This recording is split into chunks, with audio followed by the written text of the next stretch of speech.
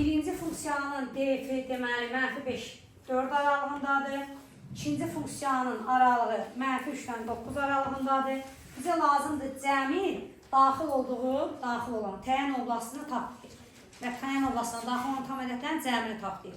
Demək, ikisinə də daxil olan onların kəsişməsidir. -5-dən 4-ə parçanı kəsişdirməliyik. -3-dən 9-a qədər olan hissə ilə. Deməli, ədəd oxu kimi çəkək. Onlar nə? -5 alır, 4-ü alır. Buradan bura qədər davam edir. İkinci funksiyamız -3-dən başlayır, -3-ü almayır, ona görə içi boş qalar.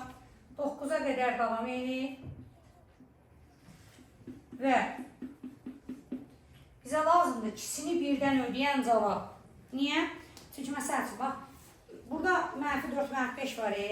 Bunu ödəsə də, bunu ödəmir. Mənə da ikisinin birdən təyin oblastı lazımdır axı. İkisinin birdən təyin oblastını tapmaq üçün kəsişməsini götürdük, düzdürmü? Deməli, yekunda aldıq aralıq olaraq -3-dən 4-ə.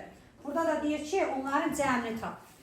Bu araya daxil olan ədədlərin cəmini tapanda da olar nə? -2, -1, sonra 0, 1, 2, 3. Orada da 4 də var. Niyə? Yaxşı, 4-ü də alırmış. Bax, içi doludur. 4-ü də alırsa, cəmləyirik. 2-lər gedər, 1-lər gedər. 3-dən 4-ümüz də 7 olar. Ümumi cavabımız 7. Deməli, iki ayrı-ayrı funksiyanın təyin oblastını tapanda ikisinin təyin oblastının kəsişməsini götürdük.